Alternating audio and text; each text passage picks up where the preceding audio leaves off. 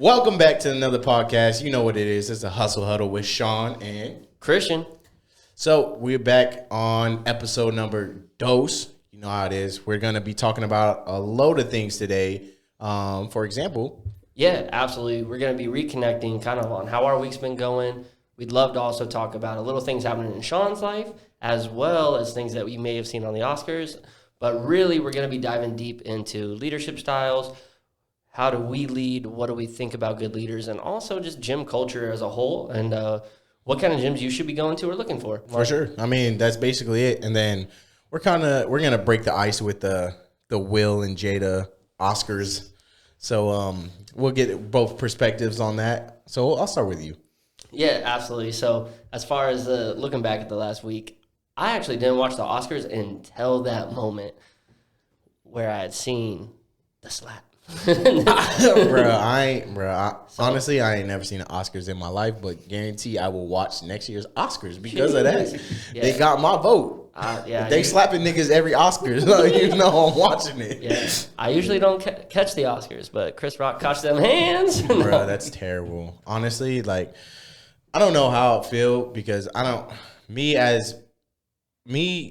in like a male perspective, being like who I am, I'm probably not going to slap some dude that is a professional comedian if he makes a joke about my girl. Unless, I mean, I get the joke. Like, I get the joke was like a little like off-putting and personal, and like he probably didn't know about the hair loss condition that she's going through. So like, I get where Will's coming from, but again, I'm not gonna go smack a nigga that's a comedian. But it was crazy. I'm not gonna smack a dude that's a comedian. Like, it's his job. You feel me? Like they done said some crazier stuff. Like, what's her name?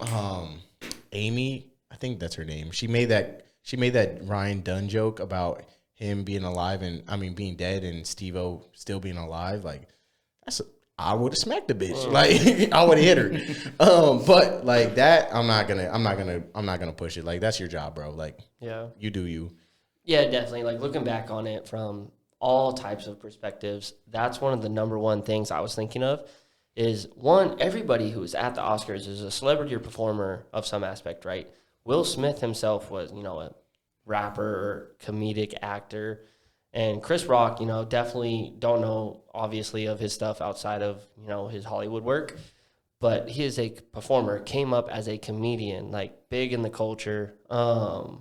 And for another performer to take what he said so seriously, and again, I don't know, if you look at it all, I don't know if he took it seriously or if he felt the need, based on his relationship with Jada, that he had to take action. But in no way does someone's words, especially when they're being a performer at an event like this where they have to put on a show, that you take that to heart and you have to take action and put your hands on somebody for some words that he said.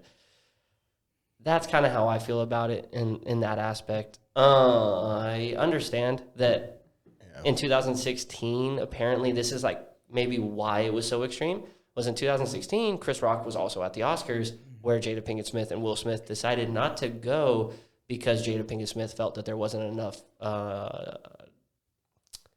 diversity and black representation at the Oscars, whether it was the performers or the people that were nominated for awards. I think Will Smith didn't get nominated that year for Concussion. That was a great movie, though. Yeah, great movie, obviously, right? And so we could, go down a whole rabbit hole with that. But so obviously he had made fun of her then, and then now he gets to be, like, not a co-host, but he gets to be an announcer at the Oscars again. And then he still goes after Jada Pinkett Smith. And lighthearted joke, G.I. Jane, nothing serious, but to go up there and put your hands on him. Low key. With all of America watching. Bro. Disrespecting him with open hands. Honestly, Will's goated. In my book, he goated after that. Like, no way you went up there and slapped a dude and then got 20 minutes later won an Oscar? Bro, what? And then cried on stage about how you so peaceful and like you all care about like human rights and like human health and like not turn the other cheek type shit. And then you go later that night and go party with the Oscar. Bro, he goated in my book. And then that's the rawest shit I've ever seen. You see the crowd clapping for him like it didn't just happen either. And then like Chris Rock's up there to give someone else an award who kind of said something about the slap, and you just see him kind of like low key. I mean, good for Chris Rock because honestly, he kept his composure and like That's honestly really great because I wouldn't have kept my composure. If a dude slaps me on, bruh, I'm surprised. It would have been WWE on that moment. Like, it would have been going crazy. So, Facts. shout out to Chris Rock for that. I mean, you still took a slap, but I mean, Took it like a man. You saw him. There was a split second. You see it in some videos where he wanted to wind up and he's like, I just got slapped the shit out of. Took it for America. What's up, Jesse? Okay, so taking it from another perspective, the Academy Awards have not had very good reviews or audience retention, I guess you could say, over the years. How weird would it really be if you had two very good actors play out an incident to get people to watch? I mean, I thought of that too. Like, Will Smith is an actor. He knows how to pull his punch. Chris Rock, an actor. He know how to fake a hit.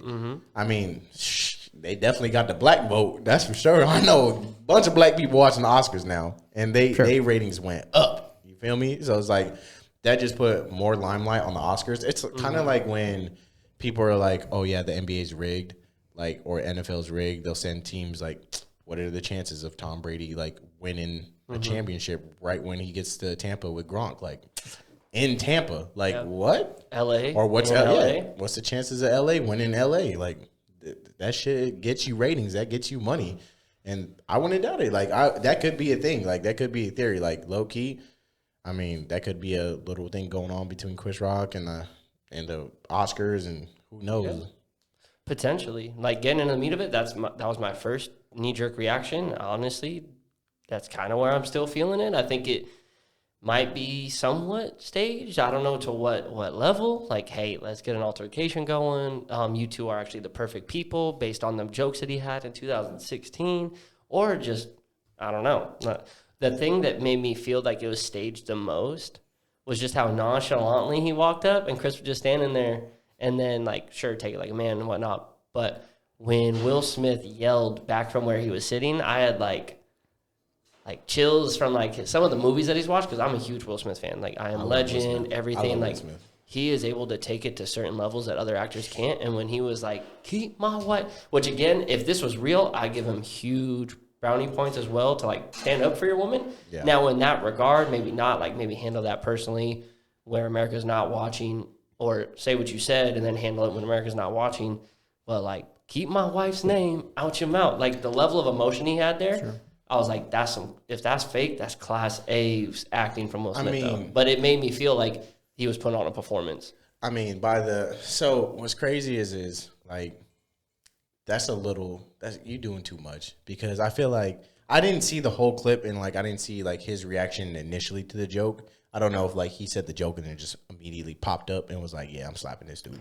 He was laughing. I don't know. I saw that, but I didn't know if it was like a clipped part of it. Like, I didn't know if, like, it was a mashed up. Could very well have been. Exactly. So, like, I don't know, like, if that's the live reaction. Because if he's laughing and then you look over and it's Jada over here staring at you, like, damn, Tupac would have slapped that nigga. And it's like, damn, now I got to pop up. Yeah. So, like, I mean, at that point, I'm like, all right, like, that's doing the most because you were automatically laughing it. So now you're just being Captain Save-A-Ho. Like, you really just showing out for your girl. Yeah. Which is cool. Like, I get it. Like, show out for your girl. Like, but, I mean, do that backstage, low-key, like, catch Chris Rock out in the parking lot. Like, hey, I ain't really mess around with that joke. Or just scream, yo, keep my wife's name out your mouth from, like, out in the seat. Like, you don't got to go up and hit him unless you getting ratings. But I could tell by everyone's reaction, he threw the whole Oscar vibe up. Like, old girl sitting in the back was like, hold on. Yeah, facts. That shit's so funny. But I won't get into like that whole relationship thing, but definitely he looked like he smiled at the joke, like he was gonna take it. Like, oh, we'll probably hear about this later, but okay. But you could see Jada Pinkett Smith's face. She was like, bro, roles reversed. If it was a Will Smith joke up there, she would have let it run. Jada would have laughed at it, bro. Yeah. She wouldn't have said nothing about it, and would have kept my man in an entanglement. Yeah. That's crazy. As far as like the rest of your week goes, anything else been popping? So yeah, you know how it is. I just recently got promoted. Oh yeah. So you had gotten promoted, you're off at a bigger club now. I'd love to hear about kind of that first week in the life of the new club. What's that been like for you? Yeah, I mean, it's awesome. It's great. Like, it's a surreal experience, and it's great being able to be one of the like leaders in the fitness industry. So, and I think the company does a really good job backing me up and supporting me. So I couldn't have a smoother transition. And then being in that industry also like sets limelight on how much I do really love my job. Because again, like every time I go to work, it doesn't feel like a day at work. Like my day will fly by, and it's like, dang, like it's already like 8 o'clock when I got to dip. Like, bro, I've been here for 12 hours and I'm loving it. So it's like, it's not really too critical of like a job, but it really is though. Like it can be super critical. Like if people aren't running the business correctly.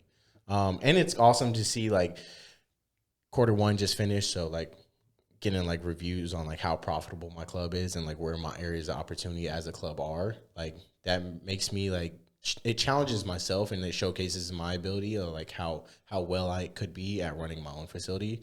Because like later in life, like obviously the whole goal is to run my own business. Like eventually I want to be away from the career I'm in, or maybe not away from it, but doing other stuff where I can get passive income. So it's like if I can run a corporate club then and understand the corporate side of the business, then I for sure can run my own separate business. So I'm enjoying it. I can't complain. I mean, how was your experience like the first time you got in role? Obviously, you've been in role for a little bit, so Yeah, right on, man. Congrats, and obviously getting a bigger and more important gym, especially out here in Southern California. I think your gym's probably one of the bigger ones in the area, probably more profitable as well. So huge accomplishment there. Yeah, obviously with me, I've worked at 9 different commercial gyms at this point, running different teams.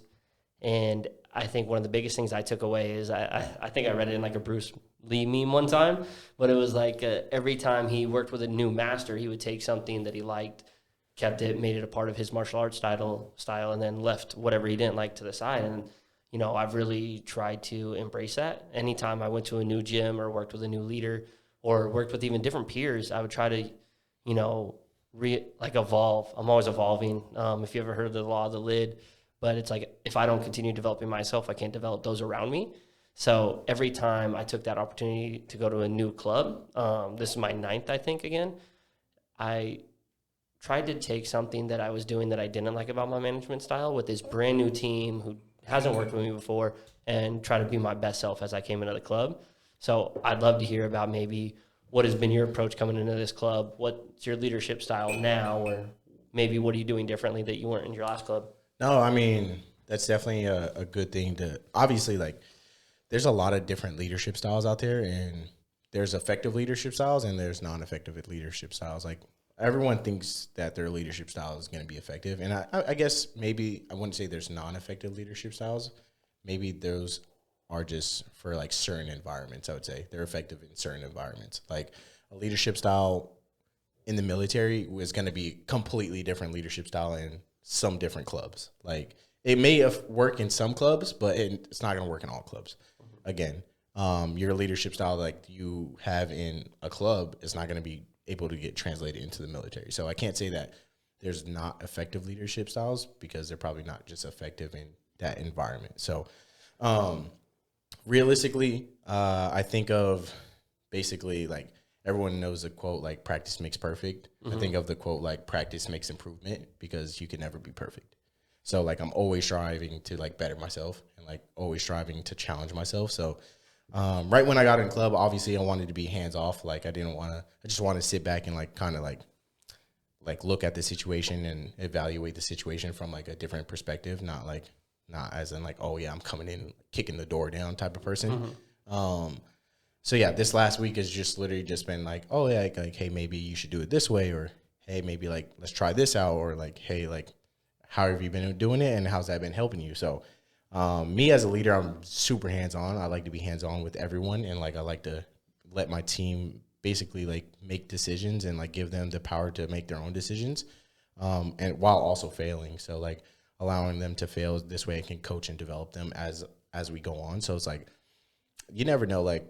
If I'm coming in hot and saying like, yo, this is the way to do it, this is the way to do it. Like I've never been down there. Like this is a whole different environment. Like I'm not used to that environment. So like, I'm not going to go in there and switch up something that they're doing great as a club. Like I'm not going to go over there and switch on like how they're doing day to day. So Obviously, I'm gonna support them and like I'm gonna continue to help improve the club. I'm gonna look for areas of opportunities, and that's what I'm gonna tackle. I'm not gonna tackle the club as a whole. I'm just gonna tackle like the small like tad bits that I can work with from there, and then just tackle those. So overall, it's been great. Like I'm loving it, and I'm loving like what we're gonna do as a club, and like I know we're gonna be super effective, and we're gonna continue to kill it. So like I'm super excited.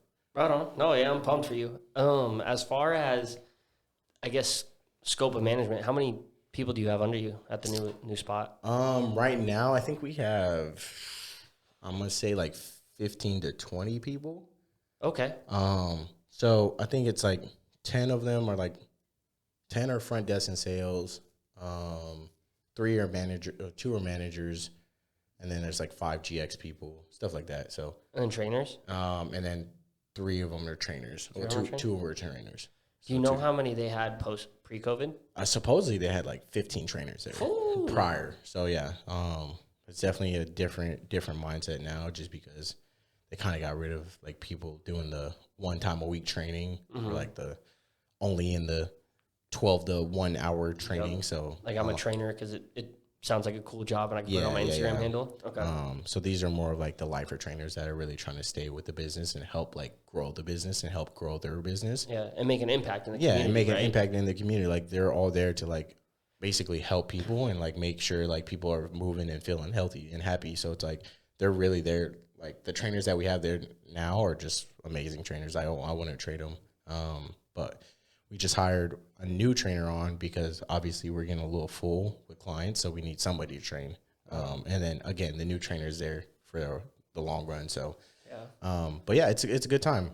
I wouldn't complain. So, what's your leadership style? Shoot, well, before you ask that, I wanted to touch on a little something for the listeners. It's like if they're listening, they're like, "Oh, 3 trainers." When we went from 15 to 3, it's like, this is still like a post-COVID world. Like the business is building back, and I love to hear moments where you're talking about like all your trainers are full. Like at my club, I've got 5, and like they're getting full. And it's like I gotta hire another. So if you're a trainer, anybody in the industry, or just someone trying to get into fitness, like it's a great time. There's a lot of momentum and a lot of like when you look at the real estate world, it's like supply and demand. Like I feel like there's starting to become a lot of supply, like demand for fitness. For sure. As far as my leadership style, so. If you've heard about like the Gallup 12 Strength Finder test, like that's something I know you've taken. No, I know my top 5 are. Right on. So I think I just leverage probably the first one. The first for me is individualization, and then the second is like a ranger. So my leadership style, I try to just really champion those 2 things. Is everybody on my team, what is their why? Why are they working? At my gym, what are they trying to get out of it? And then it makes sure it aligns with their purpose and their why so that they feel fulfilled. And then obviously everybody has different strengths and weaknesses. And so that's where that arranger comes in, is once I understand them as the individual and why they're here and what they're good at, I put them in a position to be successful. I don't measure them as I measure everybody else. So when you think about like the schooling system, and it's like one of the things we're going to be talking about on our podcast is like finance. And because the schooling system left it out, I felt like, American schooling, it grades everybody like they're all the same. So it's like, if you've seen the post on social media, it's like, if you were to grade a goldfish on like how it's going to climb the tree, it's like, it's not going to climb the tree. So it's like, you can't judge every employee the same way. Like, obviously we all have similar expectations, but certain people are going to thrive in different environments. And that's one of the hardest management and leadership styles, I feel like, because sometimes it can be hard and people will feel like they're being favorited, or other people feel like they're not given a fair shake. But just making sure you exert all your energy to put them in a position where they're going to succeed. And if they do fail, like, you're their safety net. Like, I'm their support system. I'm not your like boss. Like, I'm not here to tell you what to do, but I do need to hold you to your expectation and hold you accountable to things that you want for yourself. A lot of times early in my career, I took the easy out, where it was allowing people to fail and then not holding them accountable to their own personal goals, when I know providing them that leadership and accountability to things that they were looking for themselves out of the job. And when I failed to provide them the coaching and accountability and the follow-up, in the long term, I was doing them a disservice, because like as their leader, it's like my responsibility, and I'm holding them back by not providing them that coaching. So that's where I failed early on, and that's where I feel like I've adapted over the last couple of years. And as the team gets bigger, like, you got to be quick in those moments, because if you allow it to go away, it can move quick and it can have compounding effects. Yeah, just to like piggyback off of like what you said, about schools not teaching like finances. I think there's a thing going on in Florida now that they have the requirement to like They just passed teach, that. teach finances, which is I think the smartest thing that they've ever done. Like I haven't used maybe algebra ever in real life, ever in real life. So it's like outside of like mapping out like budgets and stuff, like literally never. bro, I don't even use algebra to map out budgets. I mean, like, a little. Like no, I use basic PEMDAS. Like I use, that's it, bro. I use add, subtract, multiply, and divide. That's it. That's not algebra. no, you find the X based on closing percentage, based on guest traffic. That's cross division. That's like That's basic cross division. Like it's basic algebra. You gotta find X. it's not. I'm not over here going find fucking. It's not like the square root or Yeah, a I'm not squared doing plus all b that. squared equals c squared. So, I'm not using all that. Just I give don't me a even know what finance. I said. If you give me a finance class, I guarantee I'll learn all that shit in that finance class. Just saying. Yeah, exactly. Yeah, I never thought about that, right? That's why you the problem. It's like no, but I feel that my Gallup survey says that I am strategic and restorative. Those are my like top two. Right on. So I like to strategize. I like to plan. I like to figure like out. And then the restorative part in me is like I see a problem. I got to fix the problem. So it's like they kind of go hand in hand. If I'm planning out to fix a problem, and then usually after that it goes futuristic, ideation and individualization. So, yeah, I try to utilize those as well. I feel like I can definitely come off too strategic, and like I'm trying to like overcomplicate things, and I'm like, oh yeah, really, it's just black and white. It's A and B. And what's crazy is that I'm definitely a black and white person. Like I'm a super blunt and black and white person. So, but when it comes down to like figuring stuff out and fixing things, I like to make it like super complicated sometimes, where I'm like, damn, like this does not need to be like this. Nope. It's just A to B. Go out there and sell something. That's it. Honestly. I find that to be true a lot of the times as well. So as I said, so they give you a top 5 with this Strength Finder survey. I recommend everybody do it, but mine was individualization, arranger, and then my next 3 were strategic, deliberative, and analytical, which is tough. So you were talking about that strategic. I find myself over-analyzing and almost like a paralysis by analysis sometimes, and I've also had to overcome that. It's like sometimes just doing something is better than like doing nothing and over-analyzing. If you're just sitting there like over-analyzing and not like executing, you just got to get out there and execute. Gotta do it. Hey, get out there and execute. If you continuously just sit and plan, it's never going to get done. Go out there and execute. Honestly, whether it's training clients, workouts, whatever you plan in, I'm speaking to you. Go and execute. You feel me? But yeah, I mean, overall the industry is great, and I think what makes my gym like such a great gym is like we literally have everything. So we have basketball court, we have pool, jacuzzi, sauna, steam room, we have the racquetball court, like we have functional training area, we have turf, we have free weights, we have platforms, like we got it all. Like right on. It's a great facility. I'm actually glad you bring that up. So now that you've worked in a couple of gyms, you've probably worked in 3 times as many, worked out at 3 times as many more than you've worked in. Oh, yeah. I guess from maybe a consumer mindset, so not everybody listening is maybe going to be in the fitness industry. Maybe there's more people looking to get into fitness. What makes a good gym in your opinion? That's a loaded, because in my opinion, it's my opinion.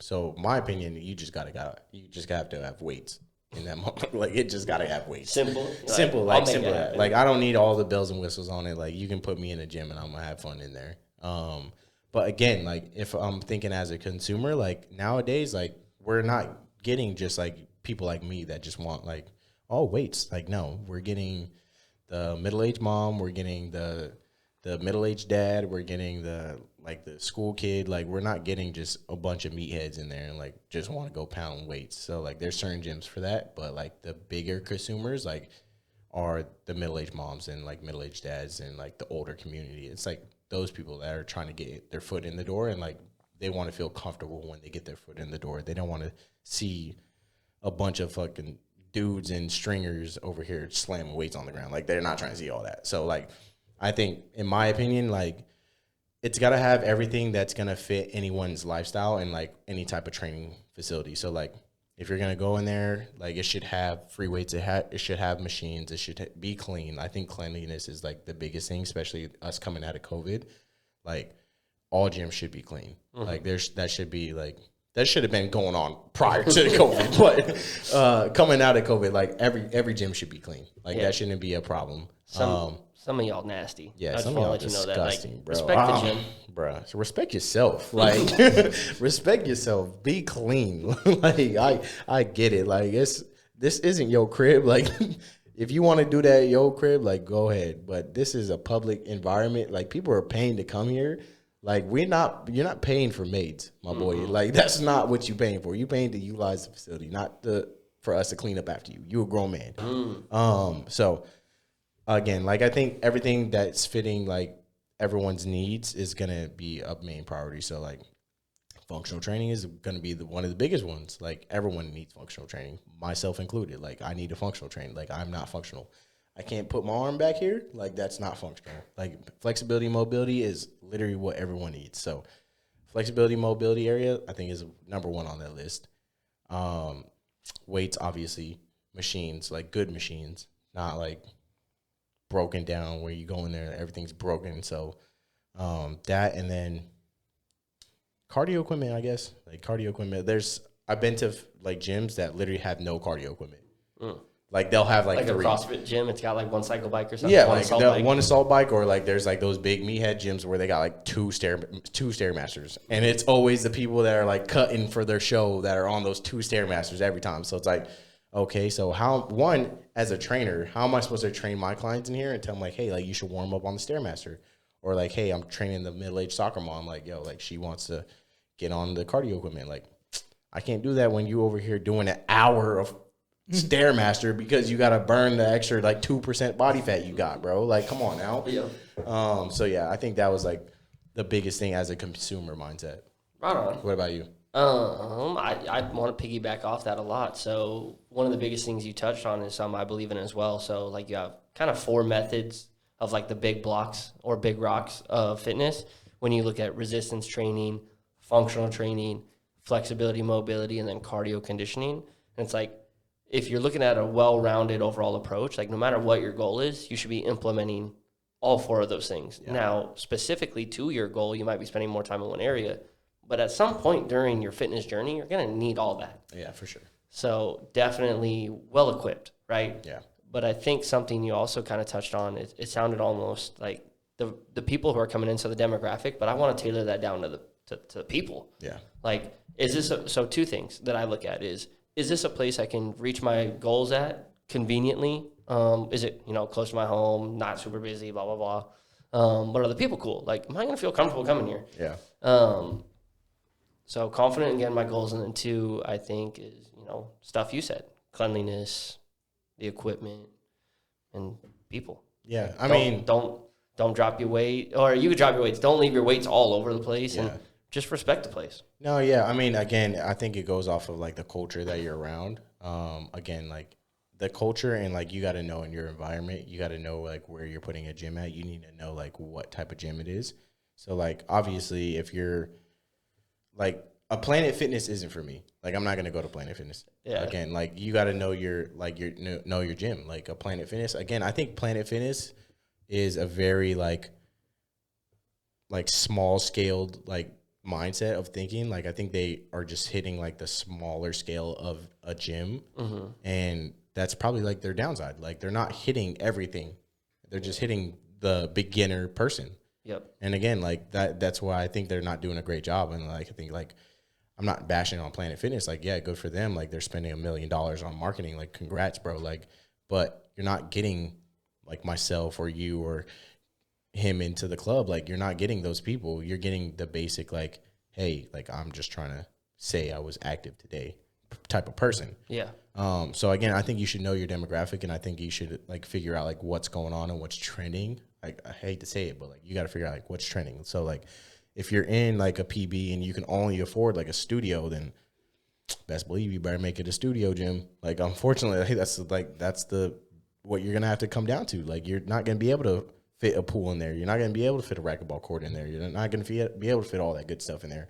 Maybe down the line, but as like if you're in PB or in Encinitas where like studio gyms strive, like then that's the environment that you got to be in. But this like the biggest mindset, like foundation that you should have is cleanliness and friendly staff. Like that's basically it. Yeah, and I think we were talking about the average consumer, but I think we forgot how to be consumers for a second because we were talking about all this cool stuff, like different types of equipment.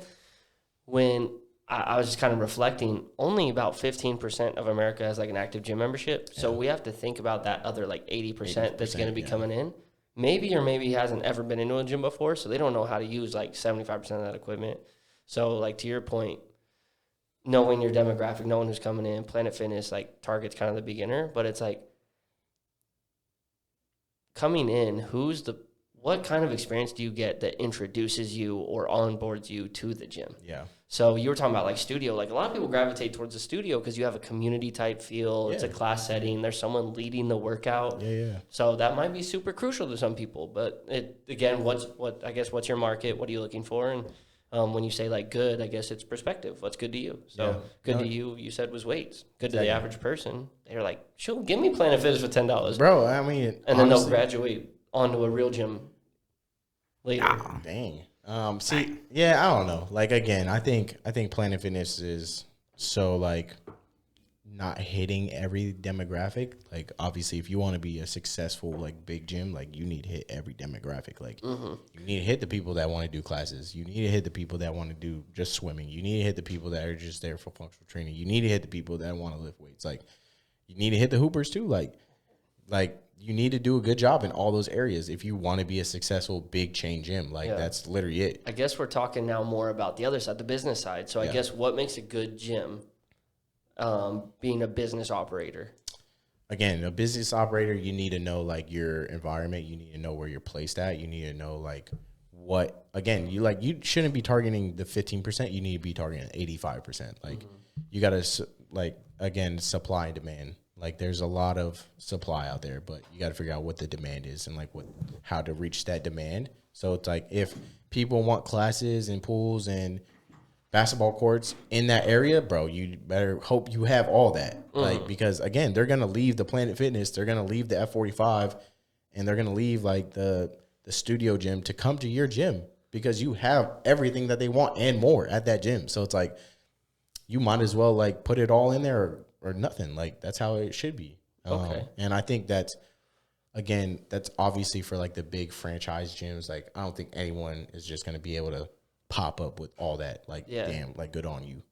So I was about to ask because that's obviously expensive, especially if you're out here in Southern California. If just to fit all that equipment, you're talking about crazy square footage.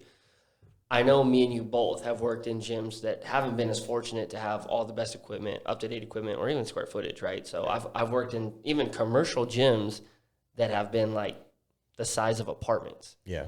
So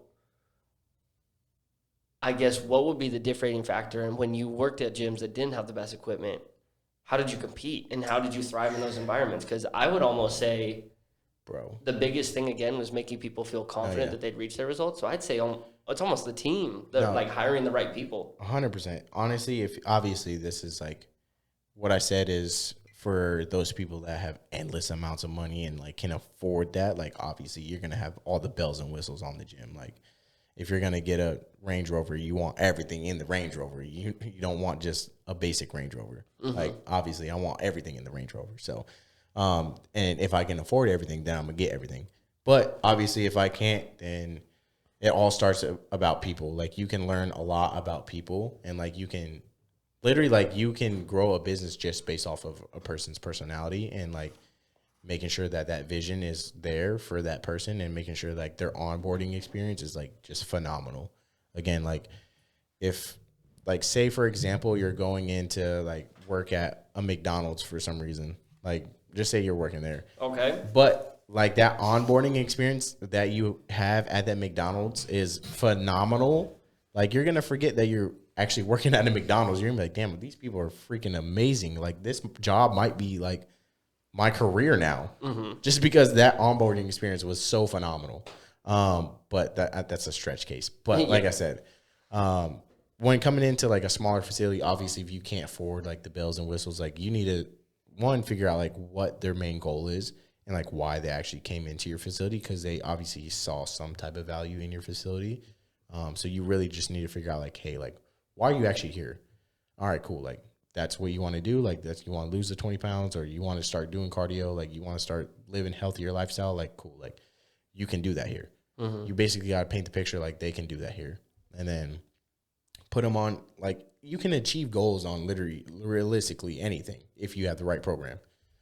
So it doesn't matter, like, if you don't have a pool, or if you don't have like a basketball court. Like, just because you don't have a basketball court doesn't mean you can't get your vertical up. Yep. Just because you don't have a pool doesn't mean you can't get your swim stroke right. Like, stuff like that. Like, you got to make sure that your team is knowledgeable and has like enough knowledge to actually help that person in front of them, and then they can like succeed and like go on from there. So I think that's the biggest thing. Yeah, and I think that was one of the biggest differences I see across different gyms. So I guess whether we're talking to, someone looking to get a gym membership, someone who's like, oh, maybe I should graduate to a different gym, or someone who's like, I've been thinking about working in the gym industry, or you work in the gym industry. It's like there's almost tiers, right? You have like your bottom tier, your mid tier, and your high tier, and it's what the biggest difference from like your low cost providers or your smaller, like cheaper gyms. And then when you really get into the like better fitness facilities, whether as the consumer or the employee, is like you're surrounded and they're hiring, or you're talking to fitness professionals. There are people who love fitness. They live the brand. They're immersed in it, and they really care. Like, their why is fitness. Yeah. Whereas like the worst gyms I've been at, the underperforming gyms, or like the cheaper low cost providers, the people working the front desk, the people that introduce you to fitness, the people signing you up, or even people training you, I feel like there's just like a difference in level of care, education, and drive. Yeah, that's kind of what I've seen. So, yeah. And that could be just the onboarding and continued education, because like we're all the same people. Like, all these gyms are still gyms. Yeah. I mean, again, you basically said it. If they're not living, or like, that could be the downside for some of these like bigger corporate facilities, is like they're a giant corporate chain. So it's like, maybe that person there is realistically only there just for the money. Like, they're just there to continue, like, oh yeah, I'm just here to get a paycheck. So they could care less about, like, I've seen people work in the facility and they clearly don't care about like health or fitness. So it's like, they're just there for a paycheck. And again, their mindset might not be about health and like wellness and like how you want to feel or how you want to look like whenever you come in the door. So if they're not like invested in you as a person and invested in like trying to help you, and like that's their job, is there to like actually help you, and they're not doing that, then clearly like you're probably not going to like that facility. Because one, like, if they don't want to help you as soon as you get through the door, they're probably not going to clean the facility either. Like, their facility is for sure probably going to be dirty, because they don't care. Like, they don't care about like what you expect or like what you want to feel or how you want to look in the facility. So why would they care about the facility itself?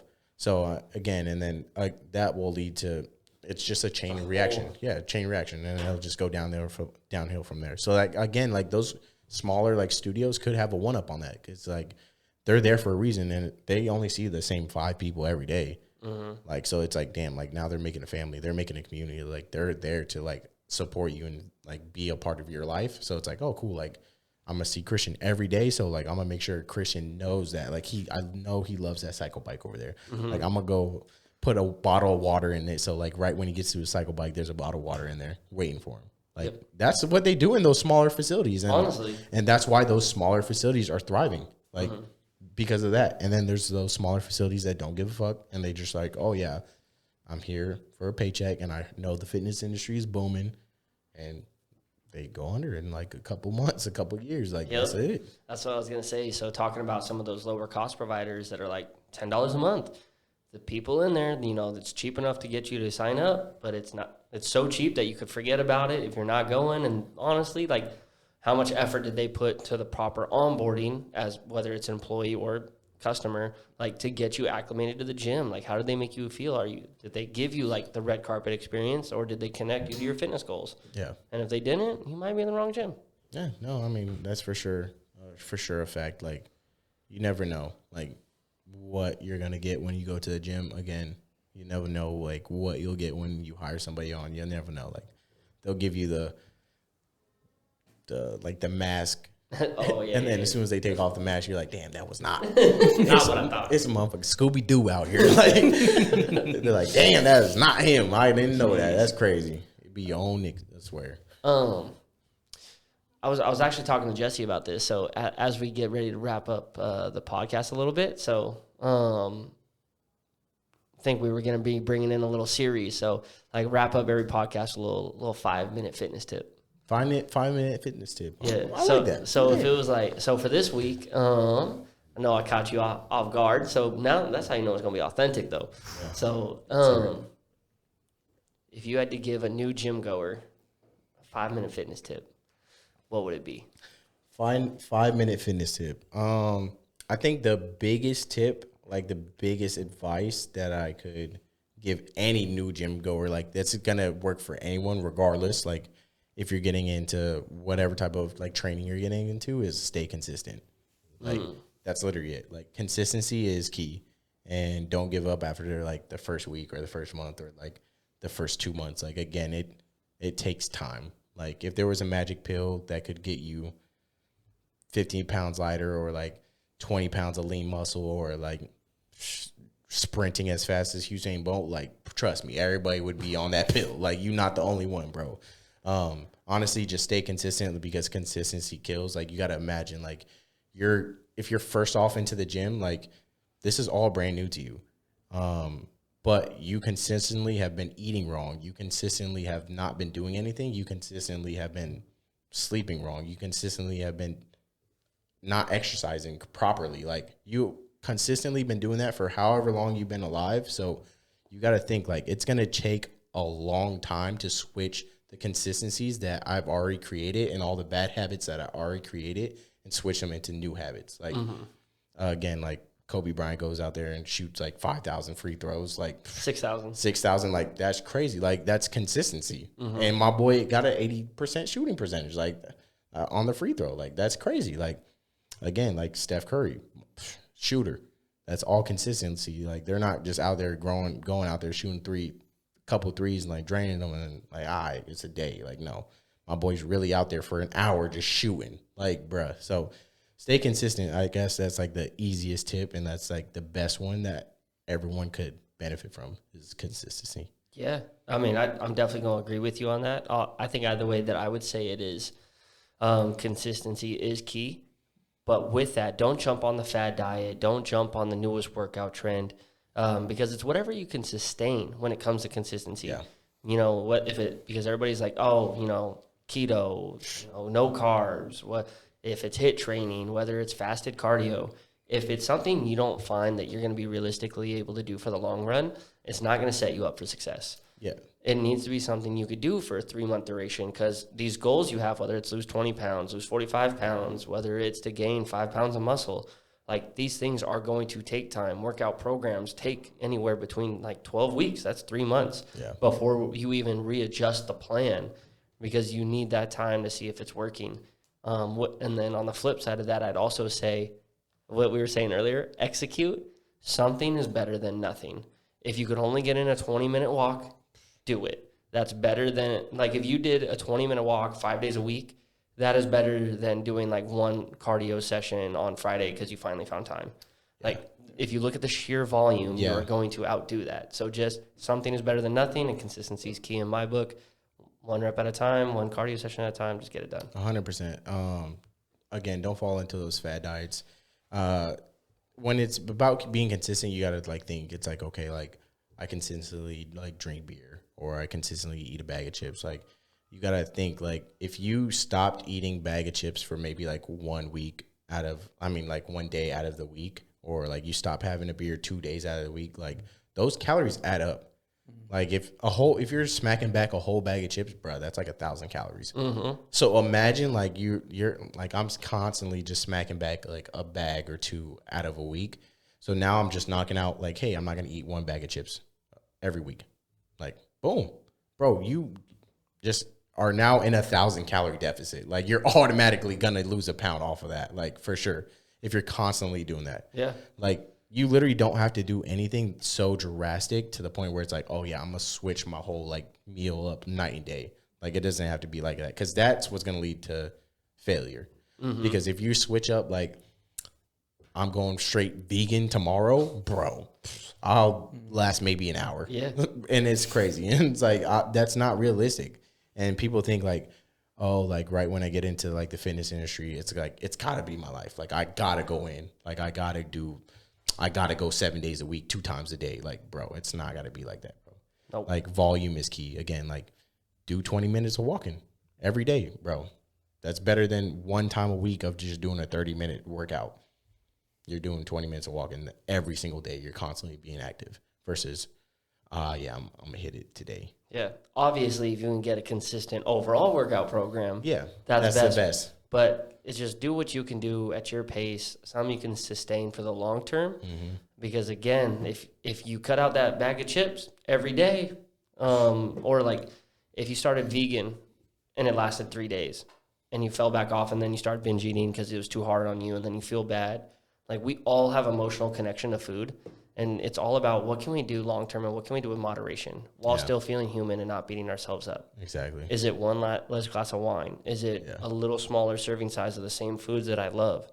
Like, that's going to be the lifestyle changes that are going to lead to long-term success. 100%. So I guess that's the biggest tip. yeah, I think that's our 5-minute fitness tip. And that might be one of the best ones we come out with. We might have not said it the best, but that's probably one of the most important. That's honestly the best one that you'll probably get. Honestly, like that's the one that's going to change your life. So I think it was a good one to start with. So other than that, thank you for all joining us again on the Hustle Huddle. Obviously today was a little bit more about fitness. We're definitely going to be still coming at you guys with leadership, lifestyle, finance, and sales.